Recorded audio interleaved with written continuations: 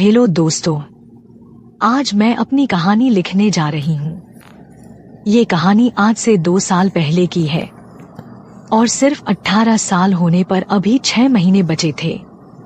मेरे परिवार में पापा, मम्मी और 2 छोटी बहनें हैं। मम्मी पिंकी के जन्म के बाद से ही बीमार चल रही थी और एक दिन उनका देहांत हो गया। हमारी रिश्तेदारी में सिर्फ एक ही बुआ है जो दूसरे शहर में रहती हैं। जब मम्मी का देहांत हुआ तो मैं 15 साल की थी। मम्मी के देहांत के बाद बुआ अपने बच्चों के साथ कुछ दिन हमारे घर पर आ गई।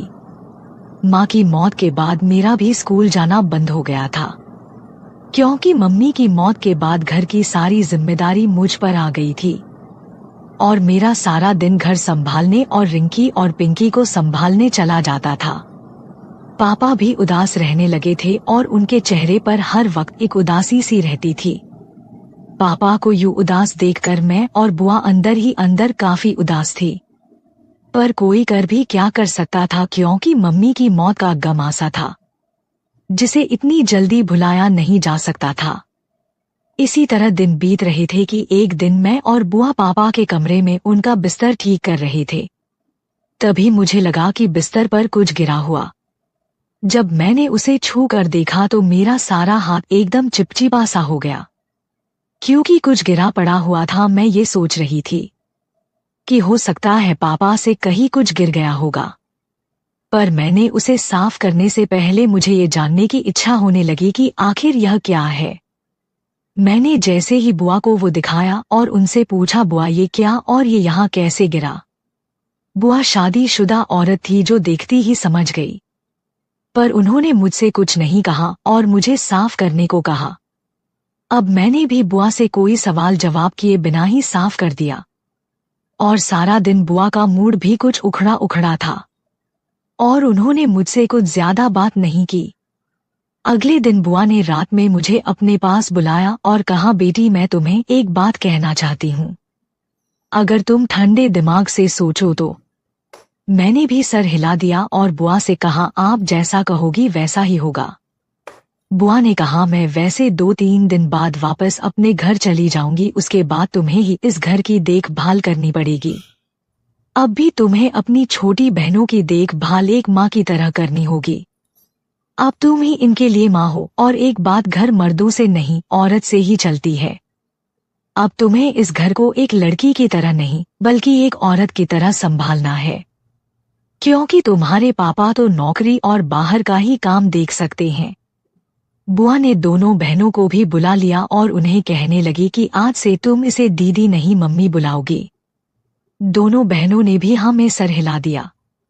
फिर बुआ ने मेरी ओर देखकर कहा, अब इनको एक बड़ी बहन की नहीं माँ की जरूरत है। जब बुआ ने ये बात कही तो मुझे थोड़ा सा अटपटा लगा और थोड़ी सी अंदर ही अंदर एक अजीब सा कुछ महसूस होने लगी। फिर बुआ ने कहा कि खाने की तैयारी कर लो, और वो अपने काम में लग गई और मैं भी खाने की तैयारी में लग गई। रात को जब सब खाना खाने बैठ गए तो रिंकी ने कहा, मम्मी मुझे सब्जी देना। जब उसने मुझे मम्मी कहा तो मैं तो शर्मा गई, क्योंकि मेरे पास ही पापा बैठे थे। उन्हें भी थोड़ा अजीब लगा, पर बुआ ने पापा को समझाया कि बड़ी बहन माँ समान होती है, लेकिन मैं नजरें नहीं उठा पा रही थी और दोनों मुझे लगातार मम्मी बोले जा रही थी। आज पापा के चेहरे पर भी उदासी की जगह एक अलग ही मुस्कान तैर रही थी। मैं उनसे नजर ही नहीं मिला पा रही थी। खाना खत्म होने के बाद सब अपने अपने बिस्तर पर चले गए और मैं बर्तन धोने के लिए रसोई चली गई। आज मुझे कुछ अजीब ही लग रहा है। हाँ, सच में एक अजीब ही स्थिति थी। बर्तन धोकर माँ अपने बिस्तर पर चली गई। मेरे साथ ही मेरी दोनों बहन मेरे साथ ही सो रही थी। उस रात मैं सारी रात अजीब सी कल्पना में खोई हुई रही। अगले दिन दोनों बच्चों को तैयार करके उन्हें स्कूल भेज दिया। बच्चों के स्कूल जाने के बाद पापा ने कहा, निशी मेरा नाश्ता तैयार कर दो, मुझे भी ड्यूटी पर जाना है। मैंने जल्दी से खाना तैयार किया और फिर पापा चले गए। पापा के सामने मैं आज भी नजर नहीं मिला पा रही थी, लेकिन उनकी आंखों में मुझे आज कुछ अलग ही चमक दिखाई दे रही थी। जैसे उन्हें कुछ मिल गया हो।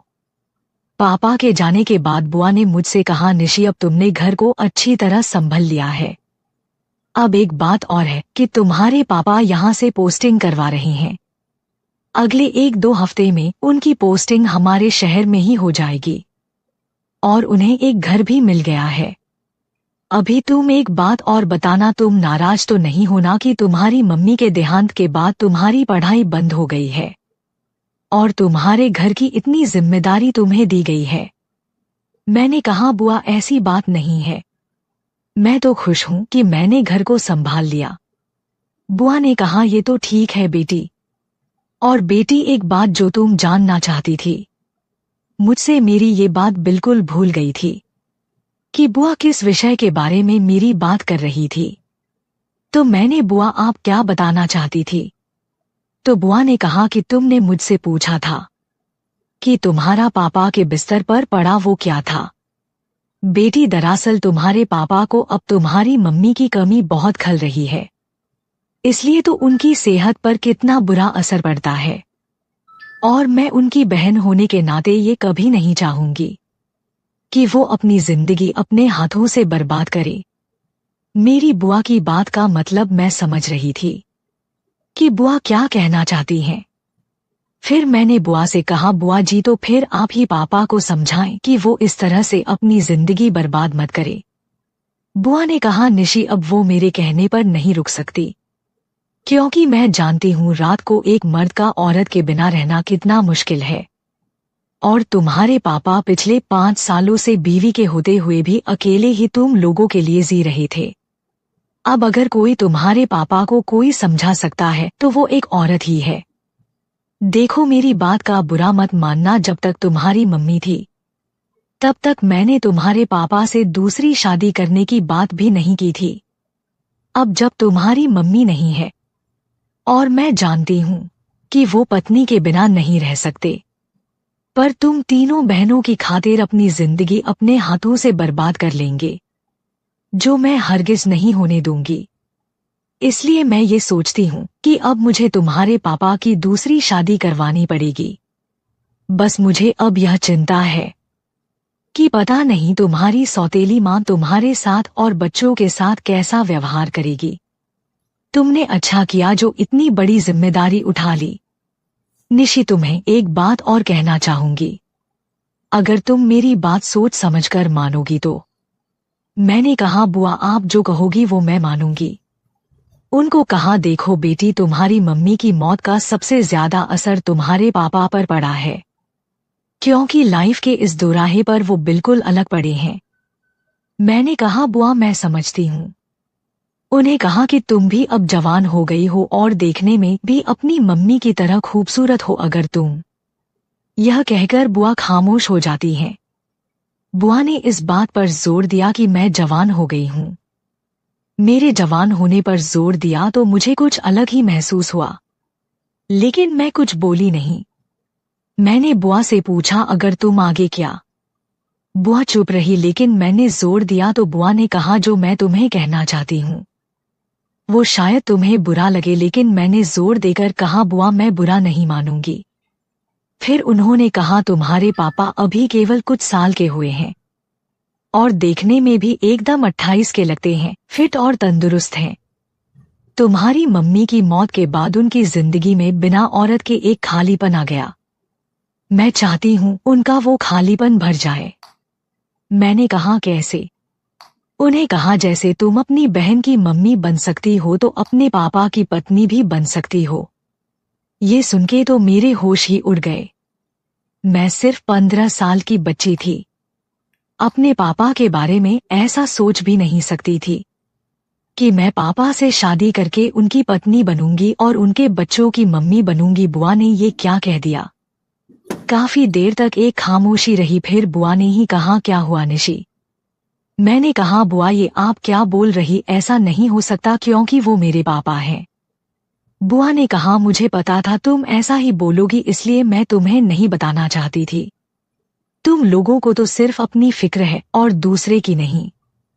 तुम तो 2 और 3 साल बाद शादी करके अपने घर चली जाओगी और फिर तुम्हारी बहनें भी चली जाएंगी। तुमने सोचा है अकेला जीना कितना मुश्किल है?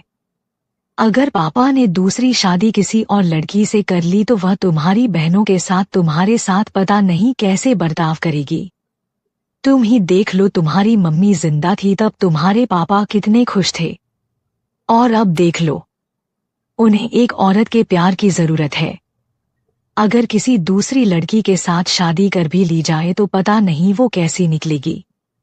वैसे भी अभी वो जवान है, स्मार्ट है, और तुम भी काफी खूबसूरत हो, अपने पापा को खुश रखने के काबिल हो। जवान लड़की को इस उम्र में साथी की बहुत चाहत होती है, वो तुम्हें हर तरह से खुश रख सकते हैं। अपने पापा से शादी करके तुम अपने पापा का जीवन और अपनी बहनों का भविष्य के साथ खुद भी एक अच्छी जिंदगी जी सकती हो। ये बात बुआ की बिल्कुल सच है। मेरा दिल थोड़ा सा पिघलने लगा। मैं पापा के बारे में सोचने लगी। सोचते सोचते ही बुआ ने मुझसे पूछा, क्या ख्याल है? बुआ को भी लगा मैं पिघल रही हूँ। बुआ ने कहा, निशी तुम ये मत सोचो कि तुम्हारे पापा हैं। बस एक बार सिर्फ ये सोचो कि वो एक इंसान ही है और तुम उनकी बेटी नहीं, एक औरत हो। क्या कमी है तुम्हारे पापा में? अभी भी बहुत सुंदर जवान हैं। और मुझे यकीन है कि अगर तुम्हारे पापा आज भी तुम्हारे जैसी किसी लड़की को प्रपोज कर दे तो शायद ही मना करे। तो फिर तुम क्यों नहीं, वो तुम्हें हर तरह से खुश रखेंगे। तुम दोनों एक दूसरे को अच्छे से जानते हो, क्योंकि मानो अगर एक बार तुमने कहा था, तुम्हें अपनी जिंदगी में कभी अपने इस फैसले पर पछताना नहीं पड़ेगा, इतनी खुशी मिलेगी तुम्हें। बोलो तुम क्या कहती हो? मैंने कहा हुआ वह मेरे पापा है, मैं उनकी बेटी हूँ, उन्होंने मुझे पैदा किया है। मैं अभी सिर्फ 15 साल की बच्ची हूँ, अभी हाई स्कूल भी पास नहीं किया। वह कभी नहीं मानेंगे बुआ, मुझे कुछ समय चाहिए सोचने के लिए। बुआ ने कहा 2 घंटे बाद तुम्हारे पापा घर आकर मुझे बस स्टैंड छोड़कर आएंगे, तब तक तुम सोच लो। मैंने कहा ये तो बहुत थोड़ा टाइम है। बुआ ने कहा सिर्फ 2 घंटे का टाइम ही तुम्हारे पास, तुम्हें ही फैसला करना है कि तुम मेरी भाभी बनोगी या मैं तुम्हारी बुआ ही रहूंगी। उसके बाद बुआ दूसरे कमरे में जाकर पैकिंग करने लगी। मैं अपने कमरे में ही पापा के बारे में सोचने लगी। मेरे पापा की हाइट 5 फीट 11 इंच के आसपास ही है और लंबे चौड़े हैं, और दिखें मैं बिल्कुल संजय दत्त की तरह है। उम्र 28 के लगभग दिखते हैं। पता नहीं क्यों आज उनके बारे में सोचते हुए मुझे एक औरत होने का एहसास हो रहा था। जब से बहनों ने मुझे मम्मी कहना शुरू किया तभी से मैं पापा की तरफ खिंची जा रही थी, और आज बुआ ने ये कहकर तो मुझे और उनके पास ढकेल दिया। वैसे मेरे पापा दिखने में बहुत हैंडसम और गोरे थे। वो इतने उम्र होने के बावजूद ही इतने बड़े नहीं लगते थे, बल्कि उनको देखकर तो ऐसा लगता था कि अभी उनकी उम्र 28 के आसपास है। और उनको देखकर किसी को यकीन न हो कि वो शादीशुदा हैं और 3 लड़कियों के पिता है, बल्कि जब मेरे उनके साथ कहीं जाऊं तो लोग कहते और सोचते थे कि वो मेरे पति हैं या फिर मेरे बॉयफ्रेंड है। उनको देखकर मेरी सहेली कहती थी, देख निशी हमारे जीजा जी आ गए, जीजू को अपनी जलेबी खिलाई कि नहीं। मैं धत कहकर शर्मा जाती थी। मैं तो क्या, कोई भी मेरे जैसा लड़की उनकी ओर आकर्षित हो सकती थी, क्योंकि एक लड़की अपने होने वाले पति में जो चाहती ही वो सब गुण पापा में थे। और उनको देखकर कोई लड़की उनको अपना जीवन साथी चुनने के लिए तैयार हो सकती थी, क्योंकि पापा एक औरत को हर तरह से खुश रख सकते थे, मन से धन से। और जब बुआ ने मुझसे कहा था कि पापा मुझे हर तरह से खुश रखेंगे तो मैं बुआ का मतलब समझकर शर्माने लगी, क्योंकि बुआ का मतलब पापा को मुझसे खुश करने के लिए मेरी तसल्ली से थी। मैं उठकर कमरे के ड्रेसिंग टेबल के पास पहुंच गई। मैंने एक लाल रंग का सलवार कुर्ता पहन रखा था। जैसे ही मैंने आईने की तरफ देखा, खुद को देखकर शर्मा गई। मैं शीशे में देखकर सोचने लगी, क्या सच मैं शादी के लायक हो गई? क्या मैं किसी के पत्नी बनने के लायक हो गई? मुझे खुद ही मेरे सवालों का जवाब मिल गया। मैं ये सब सोचकर हैरान हो रही थी कि मुझे ये क्या हो रहा था। आज से पहले ऐसा कभी नहीं हुआ और मैं पापा के बारे में सोचती धीरे धीरे खुद को मुस्कुराने लगी और खुद से ही बात करते कहने लगी, क्या सच है? मैं इतनी बड़ी हो गई हूँ कि किसी की पत्नी बनने के काबिल हो गई हूँ। ये सोचते ही मुझे बहुत खुशी होने लगी थी। बुआ ठीक ही तो कह रही थी। और मैं अपने बालों को ठीक करते हुए खुद से कहने लगी, मैं भी पापा की तरह हैंडसम, जवान और तंदुरुस्त जीवन साथी की कल्पना करती थी। तो पापा जी क्यों नहीं? मेरी तमन्ना पूरी होने के साथ मेरी बहनों का भी भविष्य सुरक्षित हो जाएगा। कोई अनजान मेरे साथ पता नहीं कैसे बर्ताव करेगा। वो मेरे पापा हैं, मैं जानती हूँ। मुझे बहुत प्यार करेंगे, पर डर लगता है कि मैं उनको झेल भी पाऊंगी कि नहीं और उनका साथ कैसे दे पाऊंगी। फिर मैंने सोचा, आज नहीं तो कल किसी ना किसी की पत्नी बनकर संभालना ही है। तो फिर पापा को क्यों नहीं संभाल सकती? आखिर वो एक मर्द ही और मैं एक औरत हूँ। और पापा भी आज जल्दी आ गए। जैसा ही मुझे इस बात का एहसास हुआ कि मेरे हाथ कहाँ पर है, तो मैं शीशे में खुद को देखकर ही शर्मा गई। तभी वहां पड़ी पापा की तस्वीर पर मेरा ध्यान गया। मैंने पापा की तस्वीर उठा लिया, गौर से पापा की तस्वीर देखने लगी। वैसे पापा का आकर्षण ही कुछ ऐसा था कि कोई भी लड़की उनकी ओर आकर्षित हो सकती थी, क्योंकि एक लड़की जो अपने होने वाले पति के साथ कुछ चाहती थी, वो सब गुण पापा में थे। उनका लंबा कद, चौड़ा सीना, जैसे देखकर कोई भी लड़की उनकी पत्नी बनने के लिए तैयार हो जाए। मैंने बुआ की बात मानकर मन ही मन में उनको अपना पति मान लिया।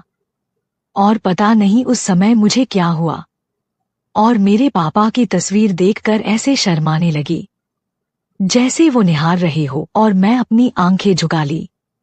या सोचने लगी कि बुआ ठीक ही कह रही थी कि वो मेरे पापा नहीं बल्कि मेरे होने वाले बच्चों के पापा ही थे। ये सब होते होते पता नहीं कब 2 घंटे बीत गए और पापा भी आज जल्दी आ गए। उन्हें बुआ को बस स्टैंड छोड़ने जाना था, इसलिए वो आज जल्दी आ गए। जब पापा घर आए तो पता नहीं मुझे आज कुछ ज्यादा ही अच्छा लग रहा था।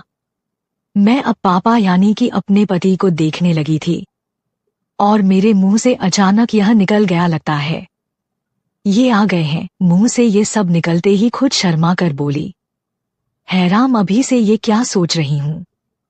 फिर बुआ मेरे कमरे में आई और मुझसे पूछा, निशी तुमने क्या फैसला किया? तुम मेरी क्या बनना पसंद करोगी?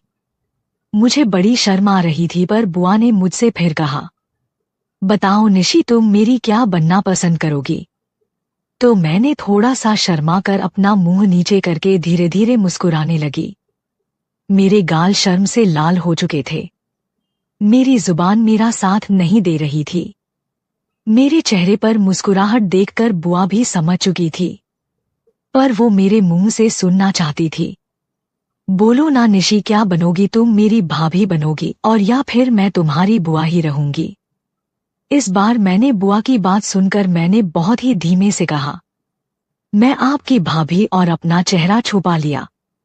बुआ ये सुन के मेरे पास आई और मुझे गले लगा के कहा, सच बनोगी तुम मेरी भाभी? तो मैंने भी शर्मते हुए आंखें नीचे किया, मुंह हिलाकर अपनी रजामंदी बता दी। बुआ ने मुझे अपनी बाहों में कस ली तो उसके पास लिया और खुशी के मारे कहते हुए, ओ भाभी, मेरी भाभी, तुमने बहुत ही अच्छा फैसला लिया है। आज से मैं आपको भाभी कहूंगी और आप मुझे बुआ नहीं दीदी कहोगी। मैंने हाँ में सर हिलाया। बुआ, अब मुझे बड़ी इज्जत से तुम नहीं कर पाए हैं। जो मैं अपनी माँ वे कोई आप बोल रही थी, जिससे मुझे अच्छा लग रहा था और साथ ही मुझे कुछ अटपटा लग रहा था। तो मैंने बुआ से धीरे से कहा, दीदी आप मुझसे आप नहीं तुम कहा करो। तो बुआ ने कहा, नहीं भाभी, अब तुम मुझसे छोटी नहीं हो। मैं हैरान थी, मैं तो उनसे काफी छोटी हूँ, पर फिर से ये मुझे ऐसा क्यों कह रही हैं? तो बुआ ने प्यार से मेरी चिन को ऊपर उठाकर मेरी आंखों में देखकर, भाभी भैया मुझसे बड़े हैं और अब तुम उनकी होने वाली बीवी हो। इस नाते आपका पद बड़ा ही और मेरा आपकी इज्जत करना फर्ज है। मैं बुआ की बात का मतलब समझ चुकी थी। फिर बुआ मुझसे एक बार और गले लगाकर मेरी आंखों में देखकर बोली, भाभी अब से इस घर की लक्ष्मी हो, इस घर की इज्जत, इस घर की मालकिन। और सबसे बड़ी बात भाभी, अब से तुम इस घर की ही नहीं हो, भैया के दिल की भी मालकिन हो। बुआ ने मुझसे एक शरारत के लिए कहा था, जिससे मैं बुरी तरह से शर्मा गई। बुआ ने फिर मुझसे कहा, भाभी मुझे यकीन है कि जिस तरह तुमने घर को संभाला उसी तरह से आप भैया को भी संभाल लोगी। मैं धीरे से बोली, बुआ मैं कोशिश करूंगी। बुआ बोली, भाभी अब से बुआ नहीं दीदी कहा करो, भैया से रिश्ता बदलेगा तो मुझसे भी बदलेगा ना। भैया तुम्हारे पति हुए तो उनकी बहन तुम्हारी ननद क्यों, सही कहा ना। और तुम्हारी मम्मी और मेरा रिश्ता ननंद भाभी से बढ़कर एक सहेली जैसे था। हम दोनों आपस में सब कुछ शेयर करते थे और आपस में काफी पल गहरी सहेली की तरह बिताते थे। अब से तुमने उनकी जगह ले ली है। फिर बुआ ने शरारत करते हुए कहा, भाभी कोशिश क्या करनी है, भैया को तो संभल ही लोगी। और बुआ ने जिस तरह से मुझे कहा कि पापा को संभाल लूंगी, मैं शर्मा गई कि बुआ किस तरह से बोल रही है कि मैं पापा को संभाल लूंगी।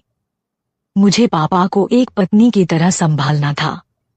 फिर बुआ मुझे मम्मी की अलमारी के पास ले गई और मम्मी की अलमारी खोलकर मम्मी की कुछ साड़ियां और गहने दिए और एक हार जो बहुत ही सुंदर था मुझे देते हुए कहा, भाभी ये हार इस घर की बहू को दिया जाता है और अब से तुम इस घर की बहू हो तो इस पर सिर्फ तुम्हारा हक है। बुआ ने सारी साड़ियों के ब्लाउज मेरे ही नाप के बनवा रखे थे। शायद वो काफी दिन से इसकी तैयारी कर रही थी। फिर मैंने धीरे से बुआ से कहा, दीदी पहले आप इनसे तो बात कर ले कि उनको ये सब मंजूर है कि नहीं।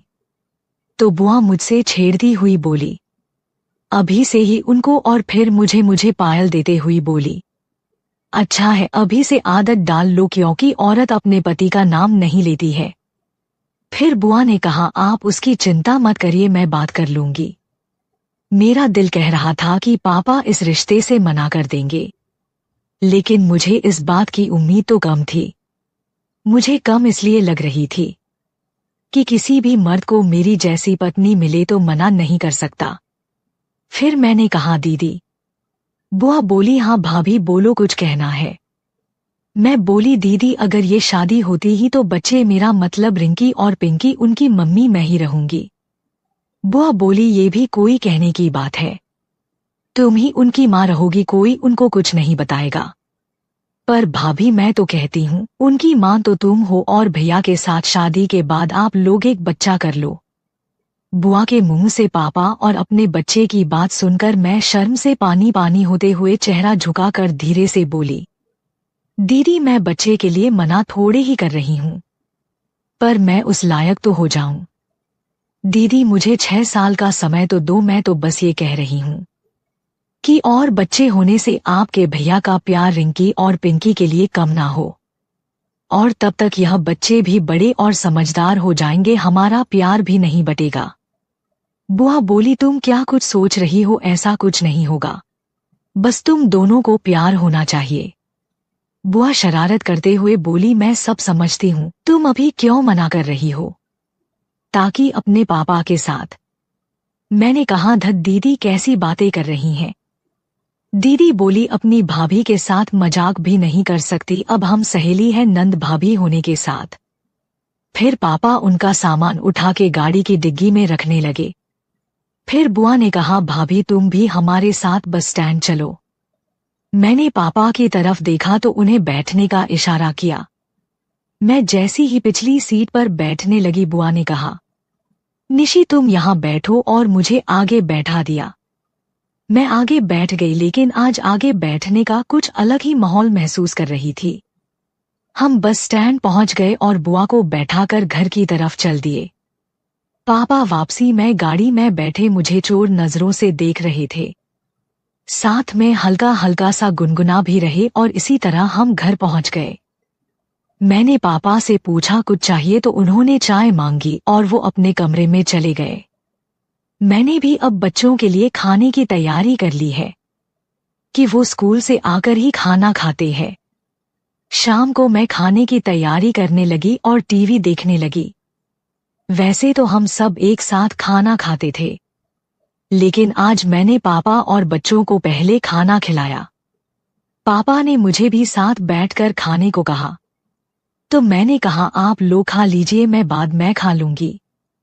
और सब खाना खाकर अपने कमरे में चले गए। मैं पापा के जूठे बर्तन उठाने लगी। फिर मैंने कुछ सोचकर उसको वही रहने दिया और पापा के जूठे बर्तनों में ही खाना खाया और जूठे गिलास से ही पानी पिया। आखिर एक पत्नी का धर्म होता है पति का जूठा खाना, और मैंने अभी से पापा को अपना पति मान लिया था। पता नहीं मैं ऐसा क्यों कर रही थी, लेकिन आज मैंने जैसे ही पापा के झूठे गिलास से पानी पीने के लिए उसे अपने होठों से लगाया, मुझे आज अलग ही फील हो रहा था। मुझे बड़ा ही अजीब और अच्छा लग रहा था। मुझे लगा कि बुआ ने कहा मेरे और पापा के रिश्ते के बारे में मैंने खुद ही सोचा हो और मुझे इमोशनल करके इस रिश्ते के लिए राजी कर लिया हो, और मैं भी ना समझ जो हाँ कर बैठी, पर पापा जो इस रिश्ते के लिए कभी हाँ ना करे हो सकता है पापा को इस बारे में पता ही ना हो। आखिर मेरी बेटी थी मैं ये जानने के लिए कि पापा ने इस रिश्ते के बारे में मुझे पता भी है कि, और फिर बुआ ने खुद अपने मन से इस नए रिश्ते को जोड़ने के कदम बढ़ाए ही मुझे पापा से इस बारे में बात करनी चाहिए। मैं पापा के रूम के पास पहुंची और जैसे ही मैं अंदर जाने लगी तो खिड़की खुली देखकर मैं रुक गई, और जो मैंने पापा के रूम में देखा मुझे अपने सवाल का जवाब मिल गया। आज सुबह पापा जिस तरह से मुझे देख रहे थे, मुस्कुरा रहे थे, वो एक पिता की नजर नहीं थी। मैं समझ गई बुआ ने पापा को सब कुछ पूछ कर किया है। मैं अभी पापा से शादी के बारे में मेरी सोच ही रही थी और पापा ने एक पति की प्रैक्टिस जोर शोर से कर रहे थे। आज इतने दिनों के बाद पापा के चेहरे पर खुशी देखकर मुझे समझ आ गई थी कि बुआ ने पापा से पूछकर इस बात को आगे बढ़ाया है। मेरा कहना था कि पापा को मेरे और उनके बीच नए रिश्ते के लिए कोई ऐतराज नहीं है। मुझे मेरे सवाल का जवाब मिल गया। पापा ने मेरे साथ मैदान में उतरने से पहले अभ्यास शुरू किया था। पापा की इतनी जोरदार प्रैक्टिस देखकर मुझे इस बात का अंदाजा हो गया था कि अब मेरा मुकाबला कितने जोरदार खिलाड़ी से होने वाला है। मैंने भी अब इस रिश्ते को दिल से स्वीकार कर लिया था। मैं अपने कमरे में आ गई, लेकिन मेरी आंखें में नींद कोसों दूर थी। मेरे बिस्तर पर बैठी सोचने लगी। बार बार मेरी आंखों के सामने पापा की तस्वीर आने लगी और सोच के मेरे चेहरे पर शर्म और मुस्कुराहट आ गई कि पापा भी अब मेरे साथ नए रिश्ते को बनाने को उत्साहित थे। अब मैं हाउसवाइफ की तरह सोचने लगी जिसके 2 बच्चे और एक पति है।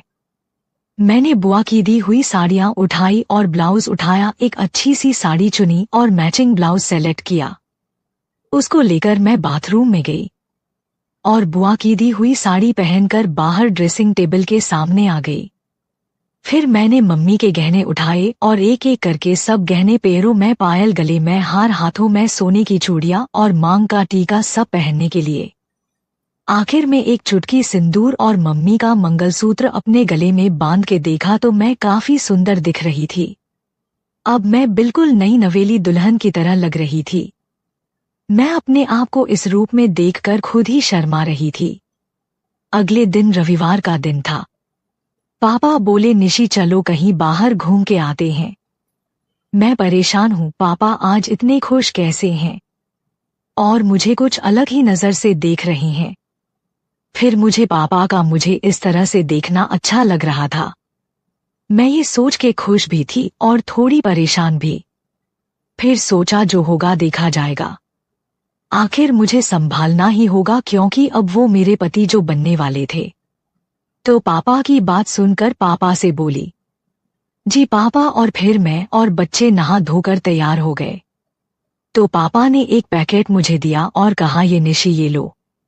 जब मैंने उनसे पूछा कि ये क्या है तो पापा ने कहा ये तुम्हारे लिए ड्रेस ही है और मैं चाहता हूँ कि तुम ये पहनकर मेरे साथ घूमने चलो। मैंने पापा से वो पैकेट ले लिया और जब वो पैकेट मैंने खोला तो उसमें एक लाल रंग का सूट और लाल रंग की ही चूड़ियां थी।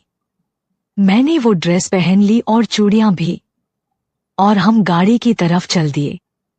गाड़ी में रिंकी बोली कि मैं आगे बैठूंगी तो पापा बोले नहीं बेटा, मम्मी को बैठने दो, अगली सीट पर मम्मी ही पापा के साथ बैठती हैं। ये सुनकर मैं आगे की सीट पर बैठ गई।